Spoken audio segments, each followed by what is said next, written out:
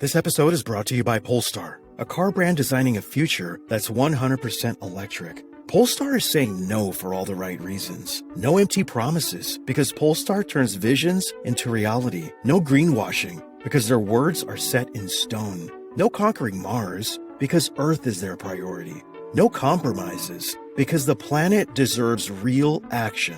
Get the full story and explore the Polestar 2 at polestar.com. NIL Now, a podcast dedicated to the name, image, and likeness of today's college and high school athletes. Name, image, and likeness is a good thing for players. NIL Now, where the stars of tomorrow are getting noticed today. It's time to make a statement. Lauren Sisler. So we're going to explore the crazy and wildly interesting world of name, image, and likeness. And Kevin Jones. It's the Wild Wild West, but we're wrangling it in, and we're also keeping our eyes on it with this show. This is NIL Now, presented by Headline Studio and Reddit. I think the guests and the stories that we talk about will bring a lot of insight to what people want to know about NIL. I love that.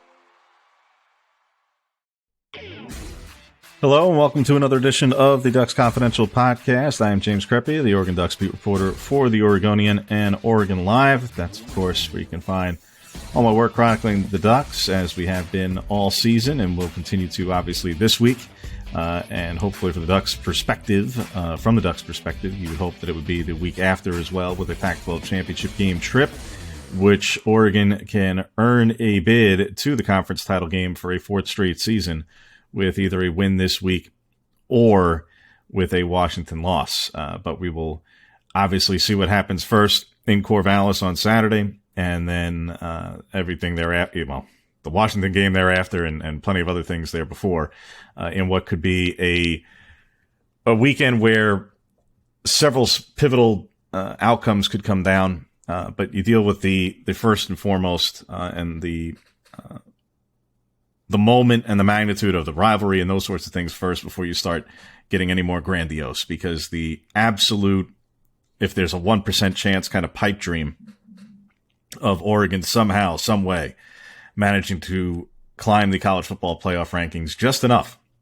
to put itself into the discussion, 10 days from now, give or take, would be rather extreme. So before we start getting into extreme conversations, which we can certainly feel free to have next week if Oregon were to win and get a whole lot of help and other things, sure.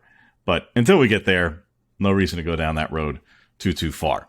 The bottom line is Oregon managed to, and I say managed because this was, as we will get into, anything but a foregone conclusion. I mean, this was not a foregone conclusion at all, that they were going to beat Utah. And the reason why many of us, myself included, I can only speak for myself, picked Utah to win the game was because of the uncertainty surrounding Bo Nix's status.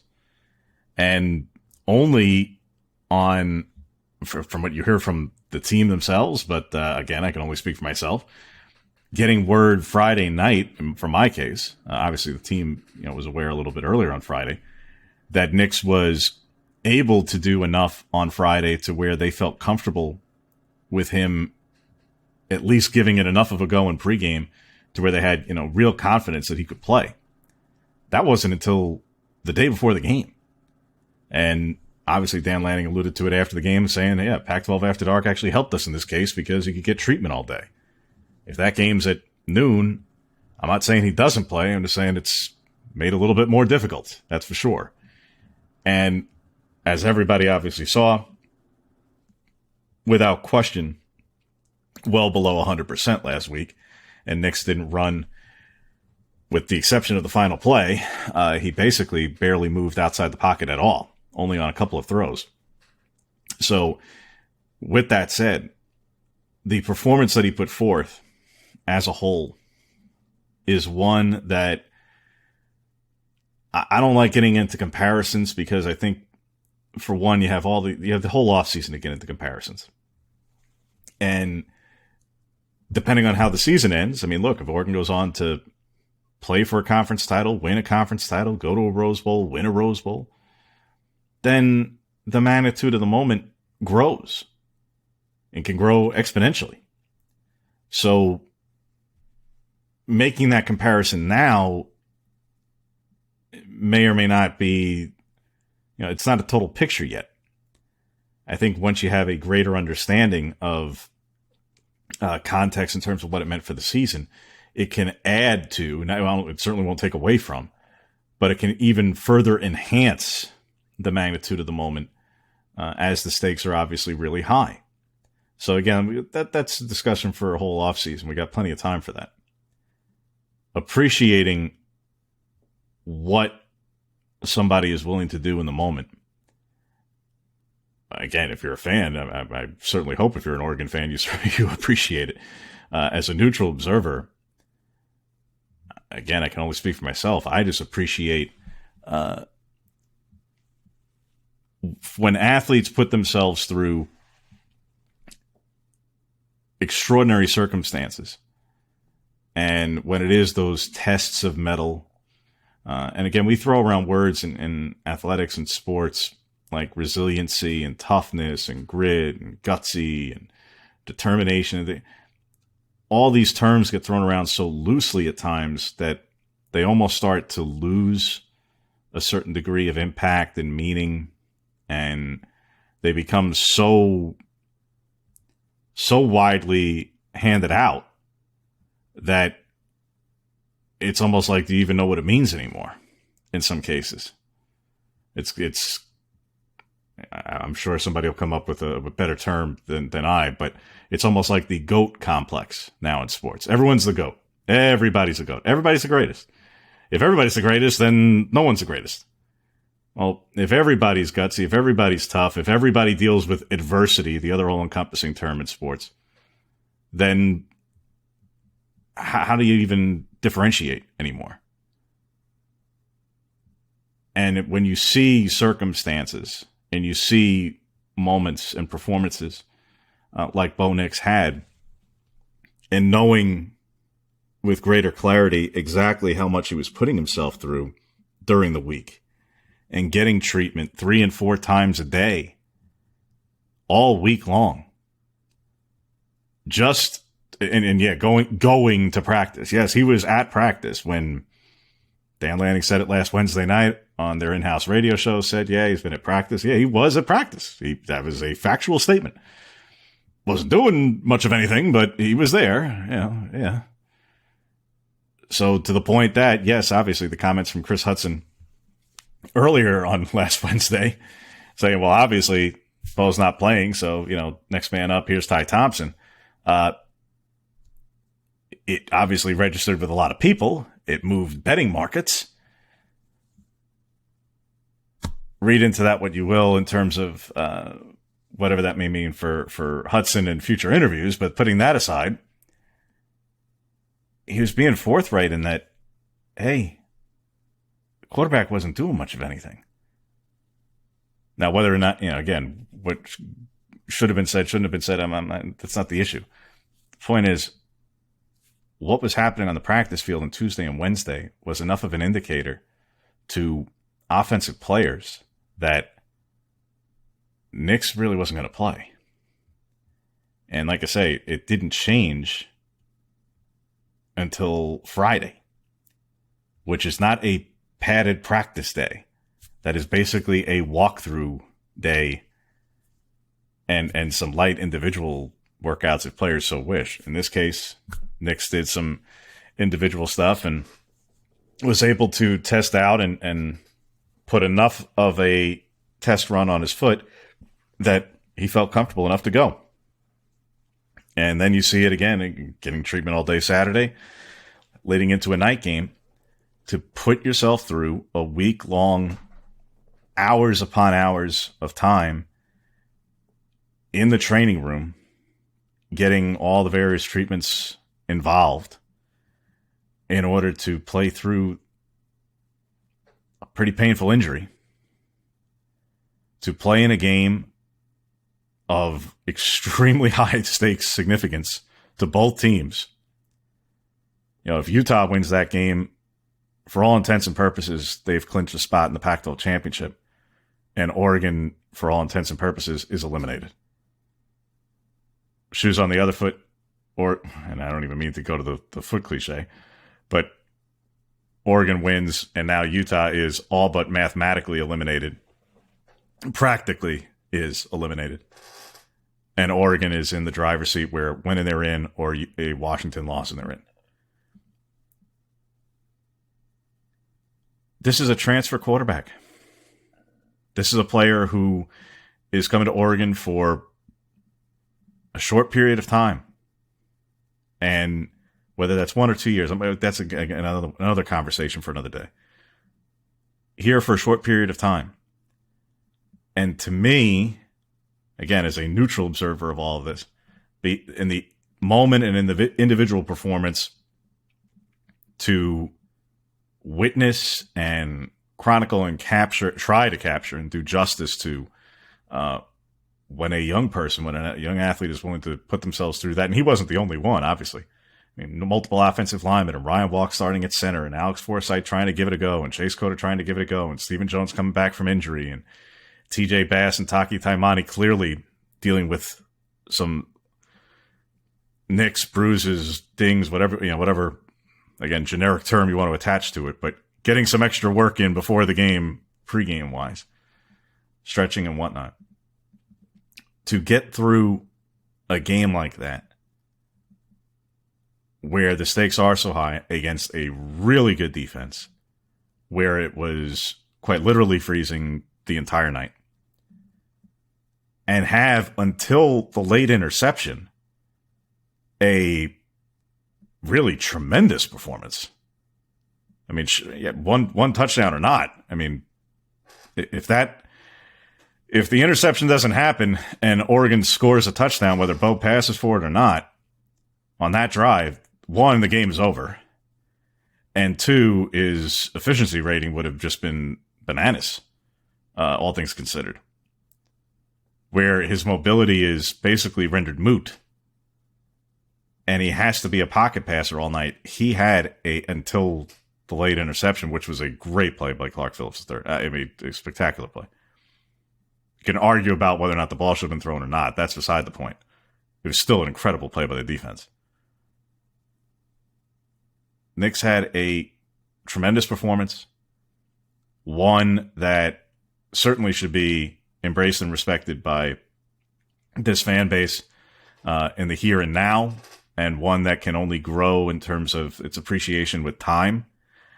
As I say, I don't like to get into comparisons in the moment because I think time allows for a greater degree of context and clarity into all of that, for one. And 2, until you really get the benefit of time and legend and lore and understanding exactly the severity of injuries and those things, it's just kind of an awkward conversation to be having in the first place. The bottom line is the guy put himself through a whole lot in order to play in a really big moment. And it certainly wasn't just for him. And as I mentioned, to me, as a transfer quarterback, where not only was the prior 3 years of his career, but the prior 3 years of a lifelong journey that got him to Auburn in the first place, where his career has been and will be defined and remembered. For all of those who have and will in the weeks ahead, because the portal window is about to heat up a whole lot here in a couple of weeks, when the new transfer portal window opens, the newly enacted window, there will be a whole lot of conjecture and a whole lot of talking heads and analysts and you name it, former players all over television, weighing in about the good, bad, ups, downs, perils, and pitfalls of the transfer portal. And players' commitment to the team and the program and NIL and all this other stuff.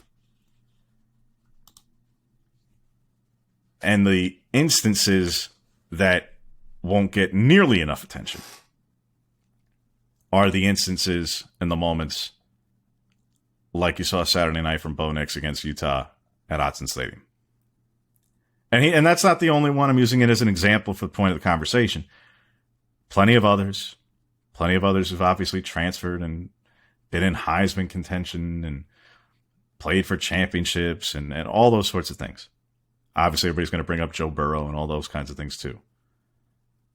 My point is that those aren't the tales.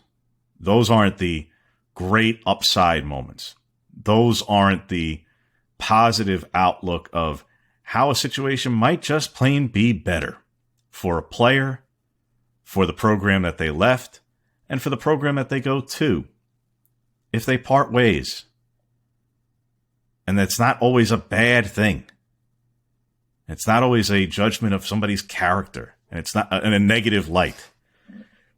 And it's not always for a payday and NIL. And even if it were any of those things, that doesn't mean it has to be a negative either. College athletes have a finite time in their college careers. It's their careers.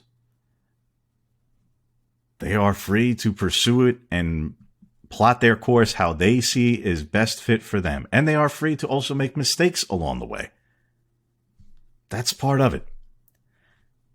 Oh, well, they left my team, they formed my team. Well, if you're a fan, you're going to obviously see through those glasses. That's fine.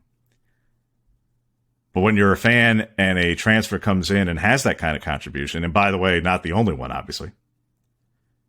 When a player comes in as a transfer and has that kind of enormous impact on your team, which you saw on both sides in this game. Nix, Whittington, Irving, Gonzalez, Taimani, Rogers, heck, Bennett Williams, via a junior college, albeit, but nevertheless. For Utah, Tavion Thomas. And these are guys where they start their careers elsewhere. They end up becoming huge figures and have huge moments in their games, in their in their later schools and careers and spots. Why do we always have, for those who default to the portal is a bad thing in college, and here's all the reasons why. I don't think you hear nearly enough of the instances and the moments of when these players do end up on the upside. If not for some major transfers in a positive direction for some of these programs, does LSU win a championship and Burrow win a Heisman? Does USC have the season it's having this season? Does Oregon, does Washington, does Utah win a Pac-12 championship last season without Tavion Thomas there? And there's plenty, again, obviously plenty of other instances. My point is simply that, to me, what Nix's performance, not just because he's been a great player for Oregon all season, but what his performance on Saturday night showed was a level of commitment to the greater cause, to an adopted program that speaks louder about him as a person and as a player. When all you hear sometimes about transfers in college athletics is it's about me, it's about money, it's about selfishness, even if it's about winning, fine, but winning at the new place, not toughing it out at the old place. Well, here was a guy who was willing to put himself through what he does at an adopted program, which has worked out very well both ways, where he has become obviously a significantly better player in this offense and here at Oregon than he was at Auburn, with greater freedom, with greater understanding of this offense, with greater opportunity, frankly, with the best offensive line he's had in front of him, with, I think, probably the best assortment of skill players around him, all those things. And yes, top to bottom, also against, comparatively speaking, top to bottom, some weaker competition compared to the SEC. No question. No question. But this has worked out awfully nicely. And we'll never be able to know the answer in terms of, well, what if we weren't here and who would be starting with? You don't know, because if they wouldn't have landed Nix in the portal, then who knows who they could have, would have, should have, and it's a moot point. The 2022 Oregon football season, which was hanging in the balance last week, reeling after a gutting loss that switched in the final minutes against the rival the week before, was put on the shoulders of a transfer who, when he left 11 months earlier, said he wanted to go to a place where quarterback was the missing piece to a puzzle and where he could find achievement, but he could help others get to success. And you saw it on the field. For those who saw the video that got shared around Twitter from a fan who was in one of the first rows near the Oregon sideline, clearly during the second half, you saw it on the sideline of the field during the game from Nix, having a really pointed and impassioned message to the offense, to the offensive line, skill play. The whole offense is over there, and he is, I mean, granted it's loud in the building and stuff, but I mean, he's really shouting and letting things be said and heard. Say, those to me, that is something that to me as a fan base are the things that should be appreciated and underscored. And if you want to say respected, if that's such a thing, if that's something you wish to convey, because obviously it doesn't have to be that way. Oh, well, you know, they're not necessarily attached to this. Oh, well, they transfer in. Do they really understand it all? I think what you saw from Bo Nix really the whole season, but certainly the last few weeks, in these rivalry games, in this game where this was the opponent that just manhandled Oregon twice last season, particularly on the line of scrimmage, made it brutally difficult on Anthony Brown Jr. to pass. Interceptions, you name it. This was an opponent that, not just because of Nix, to be clear, but you didn't have to have played in those games to understand the magnitude of what those things meant to the players who did, and to what this game meant for this season. And he put it on the line. Say, to me, I can only hope in my position, in my capacity, that I can do that justice by asking the right questions and writing the stories as best I can to convey it. Because, as I say, that to me, those are the sorts of displays of, mettle, of resilience, and an all-encompassing toughness that stands out. That's different. And then you can get into the decision-making and every which other little nuance along the way of generally playing the game. But like I say, that was a certainly commendable performance, to say the least. Elsewhere in the game, and we spent so much time talking about it because, yes, it's a quarterback, and it was the thing that had all the attention all week, but certainly not the only significant moment from the game, which we'll get into a little bit more before setting things up for this week's game with Oregon State. Defensively, several players have huge nights.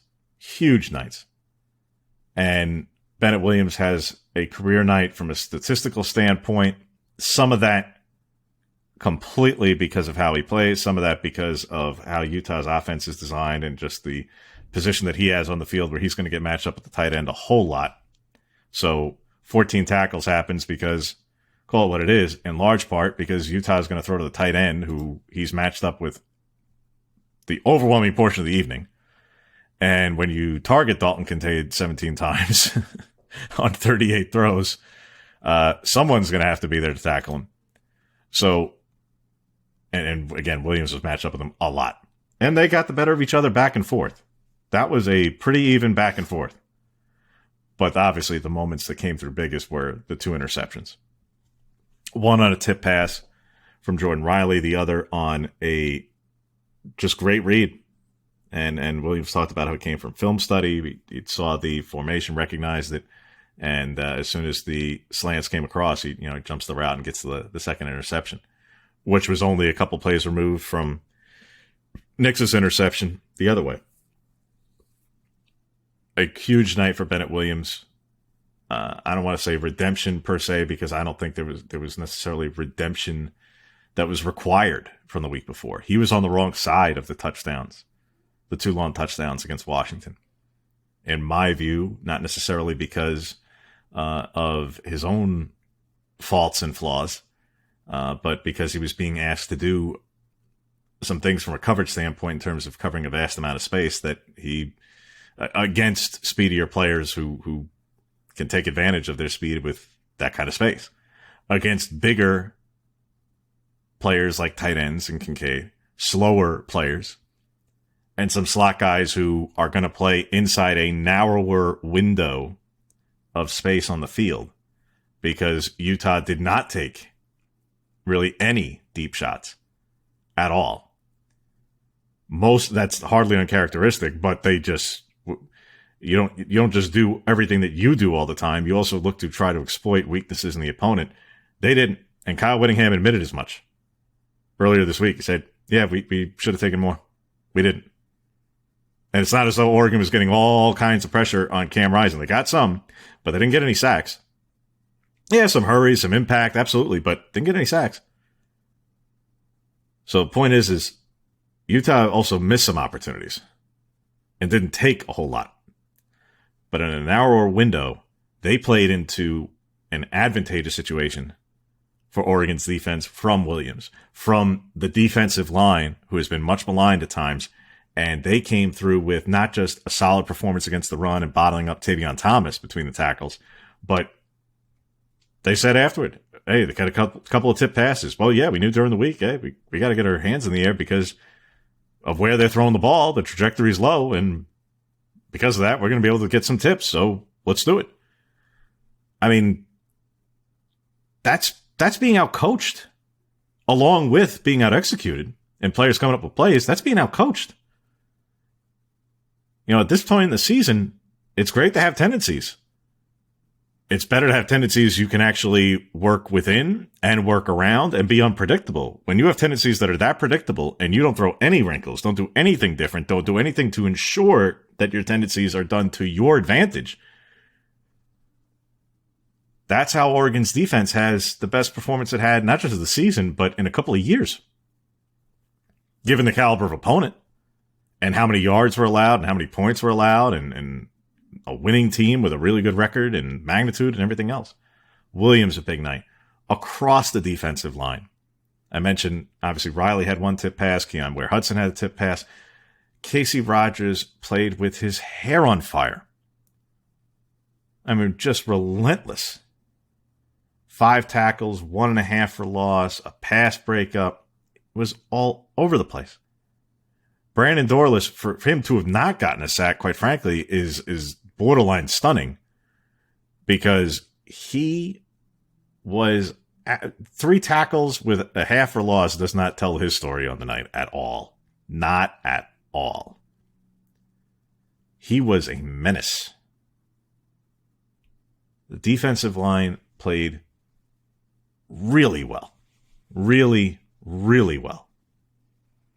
And it combined with some good playing coverage, and a Utah offense that just really was too simple for the moment, that's for sure, and did not put itself in particularly advantageous positions.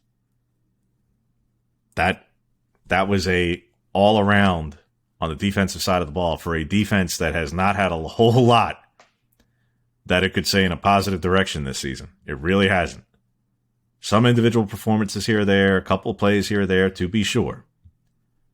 But as a collective, not a whole lot of really big moments for this Oregon defense this season. That was obviously much needed, but that was so far and away the best performance that it had. That was a season low in yards for Utah. And 3 interceptions by Rising. And 1 of 4 on 4th down. You make a efficient quarterback who had not had any kind of record of beating himself and really made him look bad. I wouldn't say look average, look really bad. You can say, well, you can't even blame him on tip balls. Yeah, you can. In this case, you can.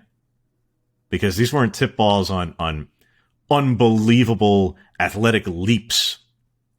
These were tip balls that could be diagnosed because he's throwing it low because they don't throw it deep. And in some cases, he missed one option. It ended up on the pass interference on Stevens. He missed one possibility on the right side of the formation on that play that I honestly couldn't even believe it. It still ends up in positive yardage, but I think it could have been a whole lot more. Some great plays by the Oregon defense, to be sure, but as I say, also some missed opportunities and opportunities that were just plain not all that advantageous because of Utah playing to its tendencies too much, leaning on what it viewed as some of its strengths too much, and not adjusting or presenting anything different that could have knocked Oregon's defense off a comfortable position throughout the game, quite frankly. And still managed to convert, at a pretty decent rate on third down. But again, when they got the fourth, that's where they got stopped. So as a whole, a night that will be remembered for certain individual performances, for Nix, for Williams, for Dante Thornton with a couple of 50-yard catches, for Casey Rogers, certainly. It will definitely be remembered for certain individual performances and for the defense's collective performance.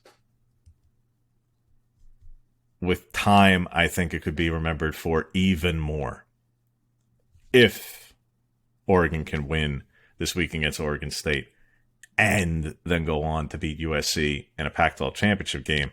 Well, then, obviously, then the season ends up in a very different place, in a very high place.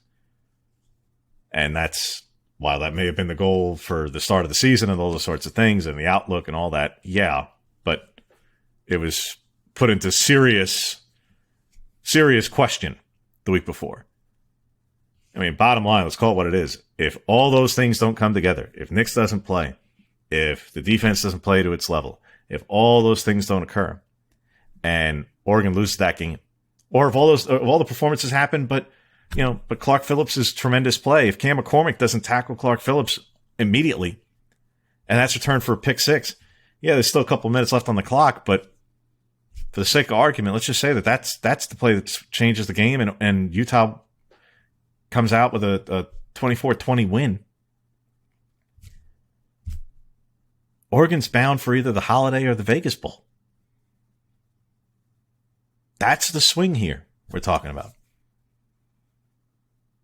It's either you could be playing in the Vegas Bowl on December 17th, or you could be playing in as high as the Rose Bowl, or again, we'll get into the extremes if the situation warrants after next weekend. It's a pretty big swing. And that's what the collection of individual efforts gets you after Saturday night.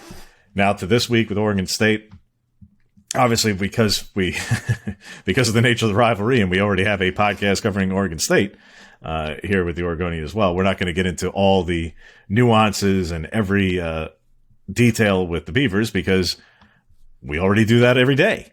And for those who are Ducks fans who can't be bothered with that, okay, well, you can invite yourself to go to the other portion of our website or check out our podcast covering Oregon State and my colleague Nick Daschel, who covers the Beavers for us. And you can peruse all his work chronicling the Beavers all season long and catch yourself up accordingly. And for those who already do that, we certainly appreciate it. And you're already caught up to speed. So we don't have to go through all the personnel and every which morsel of things. To me, a couple of the statistical things that for those who, whether you've been keeping up to date or not, some of the things to me that stand out for Oregon in this game against the Beavers, beyond the storylines, I'm talking about more to the game of the moment, beyond the storylines of rivalry and going back to Corvallis after the loss in 2020 and those sorts of things. We'll get to that. To me, there are a couple of things that stand out. One, Oregon State's offense obviously leans really heavily on the ground, particularly in short yardage. That's hardly a surprise. I mean, that's the way they've been built for some time. If Fenwick can go, that helps them even that much more in terms of just depth of the position and available bodies to run with. For Damian Martinez, who's played obviously a terrific year for a freshman running back, his splits on third down in particular are pretty extreme insofar as they kind of underscore what I'm getting at when I say in short yardage, on third and short, and kind of obvious run situations. Oregon State leans so extremely on running the ball on third and short. It's, as I say, it's beyond tendency. I mean, it's basically exclusive. And I'm not even overstating the case. Again, for those who don't follow this all the time necessarily, on third and 3 or less, third and short, high probability for an offense to move the sticks and convert. They have run 31 times with 22 conversions. And then if it's fourth down, or just fourth down in general, regardless of distance, they have run 9 times with 6 conversions. So even on sometimes on third down, regardless of distance, that they may have come up short, but you'd assume some of them that they may come up short on runs on third and short, they'll still go for it on fourth, and they convert at a really high rate on fourth. Whereas passing-wise, on third and short, they basically don't do it. They've only attempted 3 passes on third and 3 or less. They play to their strength. And it underscores exactly how good that strength is, both in terms of their running backs and their offensive line, which has been, for several years, really extremely well coached by Jim Halchek. It shows and underscores exactly how good that strength is when your splits are that extreme and everybody knows it and you still have success. That should tell you all you need to know. It's not like you're catching anybody by surprise here. Like, you don't throw the ball on third and short. If you get in third and short, or on fourth and short for that matter, we know what's about to happen, and they're still doing it. That speaks volumes. So for Oregon's run defense, which has been really good, and has had particularly some pretty good games against better running backs, this is one of the better offensive lines it's going to play. It's on a short list. I would say it might be the best in the conference that it's going to play this season.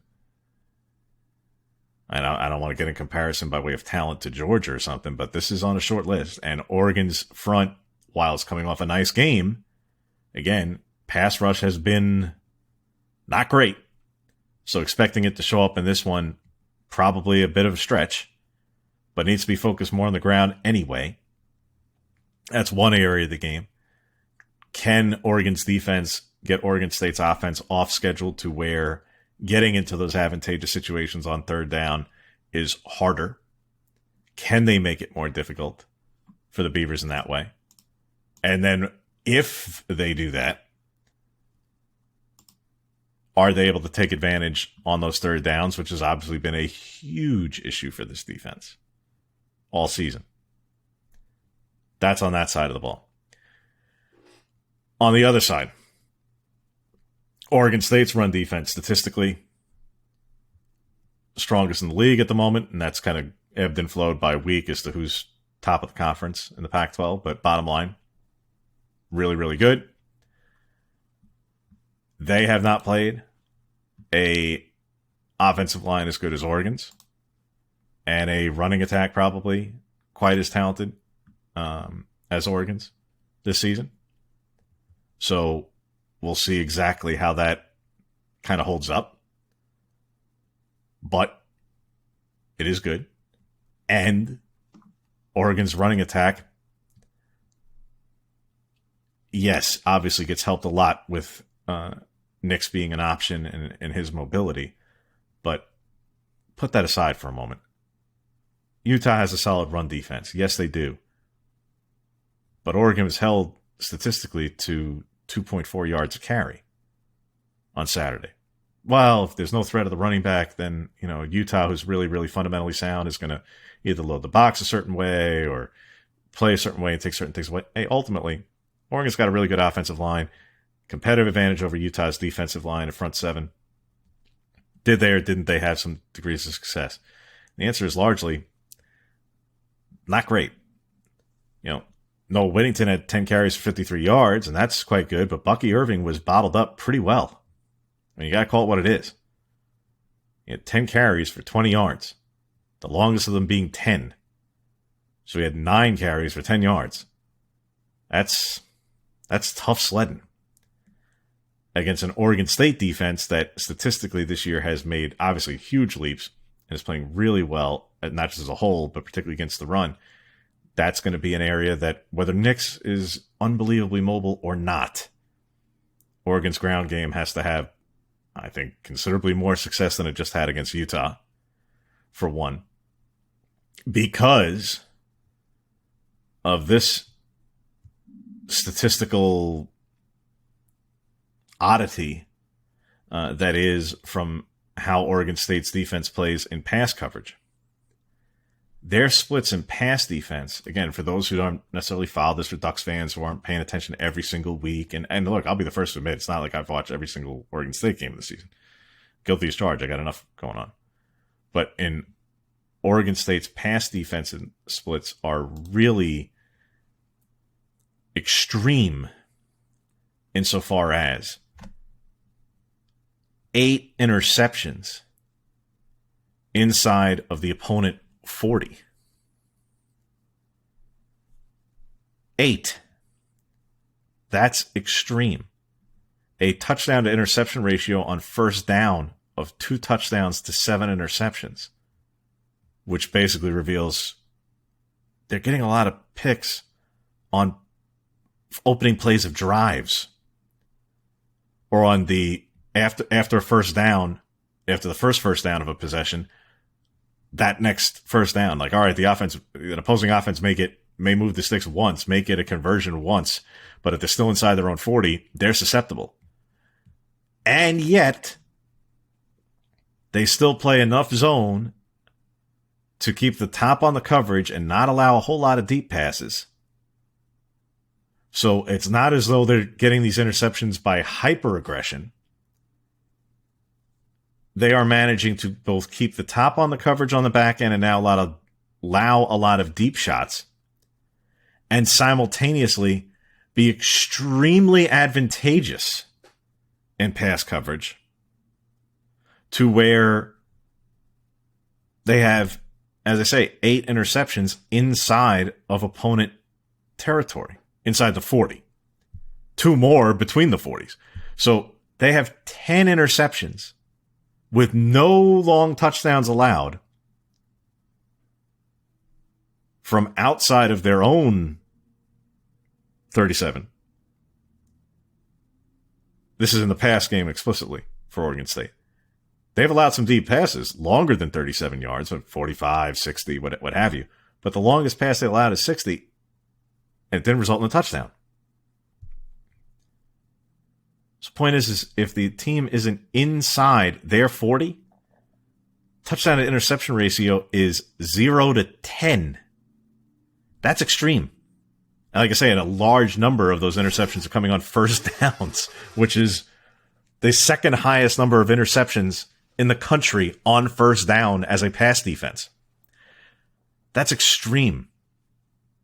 And again, to do that where you play off to keep the top on the coverage as a whole is, again, credit to Oregon State, its defensive coaches, for how they are able to make all these things work concurrently, which don't necessarily add up for those who aren't, seeing it every week into exactly how they're doing it.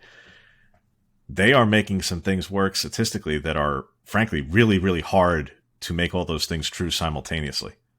So this is not going to be the kind of a matchup where, this isn't for this rivalry where historically speaking, the better team, the significantly more talented team, has typically won over the course of history. This is one that, hey, credit to Oregon State. They're having a great season. They have kept the upward trajectory going. The defense is vastly improved. They lean into their strengths on offense. Yes, they've had obviously some quarterback back and forth or degrees of uncertainty and all those sorts of things this year as well. And I know there was an injury that played into that. And a defense that also a couple of guys were banged up, but it sounds like a lot of players are obviously going to try and give it a go this week. We'll see. And you hope that every banged up player on either side, you hope they all play. This is a huge game in general. It's an in-state rivalry game. For guys who are from the state, it means a ton. It's the final regular season game. It means a whole lot to both programs. You want every single player to have the opportunity. Start there. In between the lines and some of the more nuanced moments, like I say, there's some really compelling stuff in terms of how will a explosive Oregon offense with a quarterback that was hobbled a week ago, but certainly looks to be on the path to be on a more advantageous and more mobile situation this Saturday. How will that offense find success against a defense that does a great job preventing deep passes, does a really good job stopping the run, and early in drives is extremely opportunistic? Those are a lot of things that Oregon State's defense has done that are, again, credit to them. Having said that, they have not played an offense anywhere near as good as Oregon's. They haven't. Oregon State has beaten the teams they're quote-unquote supposed to beat. Insofar as a team on an upward trajectory who's doing the things it's doing and having the success it's having, it has taken advantage of and beaten up on some bad teams, as basically everyone else in the top half of the league has done. And they absolutely deserve to be in the position they are at 8-3, with the opportunity to get to 9-3, or even at 8-4, a more than successful season. But both teams playing for a whole lot. Forget about whether Oregon State can go to a conference title game and that's be the only measure of success. Hardly. This would be a massive measure of success. And then you go back to, and doing it again at, back-to-back times in Corvallis, this time with fans in the building. And for those on Oregon sideline who took part, and they were, frankly, it's almost surprising how few players from only 2 years ago still are around, but a lot of them have graduated. A lot have moved on from Oregon's roster. Hardly any of the skill position players at all. I think one in Chris Hudson. I think that's it. The running backs are all gone. Quarterback's different. Offensive line is largely the same. But everybody else, they're all gone. Defensively, a ton of guys are different. But for those who are obviously still around, this one, it would mean something, to say the least. It'd be beyond the stakes of, they also managed to lock up a spot in the Rose Bowl, in the Pac-12 championship game, a potential trip to the Rose Bowl, an opportunity for that. Put that aside, this game just means something. And obviously it's one of those where this game hasn't necessarily had that level of stakes with these kinds of records in a minute. So it should be a fun setting. Certainly looking forward to it. Appreciate everybody for listening throughout the course of the season. We'll obviously go over this game next week. And if there is a Pac-12 championship game to preview, we will get into that as well. But on this holiday season and Thanksgiving season, just again, I want to take the time to mention to everybody, if you don't subscribe to the podcast already, do give us a like, a 5-star review, subscribe. It'll go right in your feed wherever you get your podcasts. It makes it very easy. And appreciate everybody who already does. For those, obviously, who will be at the game, enjoy it. And everybody have a happy and a safe Thanksgiving on Thursday. And enjoy, for those taking part in going to the basketball games and stuff throughout the weekend as well. Enjoy those. I'm sure I'll see many of you in Portland and in Corvallis on Saturday. And have a great weekend in what should be obviously a sport-filled weekend here in the state, up and down the I-5 corridor. And what should be a really, really good football game on Saturday. Looking forward to it, and we'll see you next week.